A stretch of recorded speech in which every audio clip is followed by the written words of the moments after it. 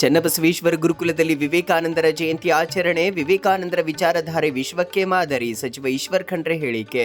ಸ್ವಾಮಿ ವಿವೇಕಾನಂದರ ಚಿಂತನೆ ವಿಚಾರಧಾರೆ ವಿಶ್ವಕ್ಕೆ ಮಾದರಿಯಾಗಿವೆ. ಯುವ ಶಕ್ತಿ ವಿವೇಕರ ಜೀವನ ಅನುಸರಿಸಬೇಕೆಂದು ಜಿಲ್ಲಾ ಉಸ್ತುವಾರಿ ಸಚಿವ ಈಶ್ವರ್ ಖಂಡ್ರೆ ಹೇಳಿದರು. ತಾಲೂಕಿನ ಕಡ್ಯಾಳ ಚನ್ನಬಸವೇಶ್ವರ ಗುರುಕುಲದಲ್ಲಿ ಆಯೋಜಿಸಿದ ಸ್ವಾಮಿ ವಿವೇಕಾನಂದರ ಜಯಂತಿ ಕಾರ್ಯಕ್ರಮದಲ್ಲಿ ಭಾಗವಹಿಸಿ ಅವರು ಮಾತನಾಡಿದರು. ಸ್ವಾಮಿ ವಿವೇಕಾನಂದರು ಭಾರತದ ಶ್ರೇಷ್ಠ ಸಂಸ್ಕೃತಿಯನ್ನು ವಿಶ್ವಕ್ಕೆ ಪರಿಚಯಿಸಿದ್ರು. ಶಿಕಾಗೋದಲ್ಲಿ ಅವರು ಮಾಡಿದ ಭಾಷಣ ಇಂದಿಗೂ ಜನಮಾನಸದಲ್ಲಿ ಉಳಿದಿದೆ ಎಂದರು. ದೇಶದ ಬಹುದೊಡ್ಡ ಸಂಪನ್ಮೂಲ ಆಗಿರುವ ಯುವ ಶಕ್ತಿ ಯಾವುದೇ ದುಶ್ಚಟ ದುರ್ಗುಣಕ್ಕೆ ಬಲಿಯಾಗಬಾರದು.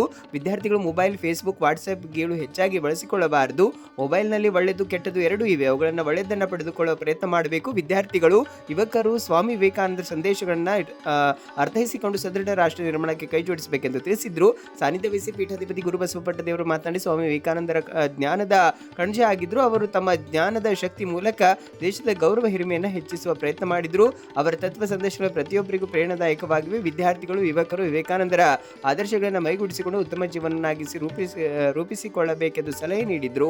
ವಿದ್ಯಾರ್ಥಿನಿಯರಾದ ಶಿವಾನಿ, ಪಿಯೂಷ ವಿವೇಕಾನಂದರ ಕುರಿತು ಮಾತನಾಡಿದರು. ಈ ಸಂದರ್ಭದಲ್ಲಿ ರಾಜ್ಯ ಮಕ್ಕಳ ಹಕ್ಕುಗಳ ರಕ್ಷಣಾ ಆಯೋಗದ ಸದಸ್ಯ ಶಶಿಧರ್ ಕೋಸಂಬೆ, ಪ್ರಥಮ ದರ್ಜೆ ಗುತ್ತಿಗೆದಾರರಾದ ಸಂಗಮೇಶ್ ಹುಣಜೆ ಮದಕಟ್ಟಿ, ರಾಜ್ಕುಮಾರ್ ಬಿರಾದರ್ ಕಡ್ಯಾಳ, ಆಡಳಿತಾಧಿಕಾರಿ ಮೋಹನ್ ರೆಡ್ಡಿ, ಪ್ರಾಚಾರ್ಯ ಬಸವರಾಜ್ ಮೊಳಕೆರೆ, ಉಪ ಪ್ರಾಚಾರ್ಯ ಸಿದ್ದರಾಮ್ ಗೊಗ್ಗ, ಮಹೇಶ್ ಹಂಪ, ಅನಿಲ್ ಕುಮಾರ್ ಹಾಲ್ಕುಡೆ ಸೇರಿದಂತೆ ಹಲವರು ಇದ್ದರು. ಲಕ್ಷ್ಮಣ ಮೇತ್ರೆ ನಿರೂಪಿಸಿ ವಂದಿಸಿದ್ರು.